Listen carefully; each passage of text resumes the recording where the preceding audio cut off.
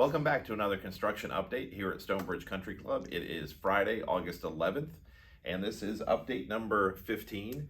You can see behind me a photo that I took this morning of the construction going on the facilities. A lot of activity today. They're inside the pool working on that, inside the bistro working on the mechanical and plumbing, and up on the roof. We are officially dried in, so that means we have the double stick on the roof and everything is sealed up. Here's a great drone photo, compliments of Ashley, and you can see now where the pool is laid out.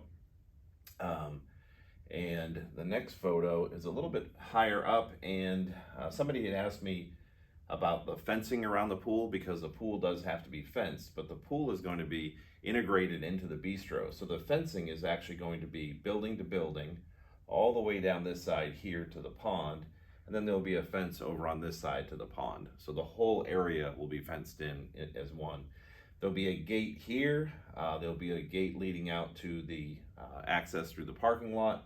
There'll be a gate somewhere up in this area. That's also where the hot tub is, up in that corner. And a gate from the viewing area by court 3. There'll be a gate there as well. And there's a picture of what is soon to be the resort style pool. So we're looking forward to that getting done.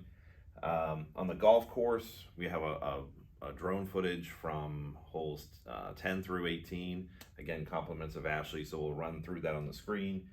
On the screen right now, you'll see the progress chart, and what we're including is one from just a month ago compared to today. So you can really see the progress taking place on the golf course, especially on the back 9. The front 9, a lot of work is happening right now on 1 through 4, and we'll be finishing up on holes 5 through 8. And when all the crews get on those last 4 or 5 holes, we'll really see a lot of progress as we wrap up, so we can get the grass grown in and the course opened on December 1st. In closing, I'm glad to say we remain on budget and on schedule.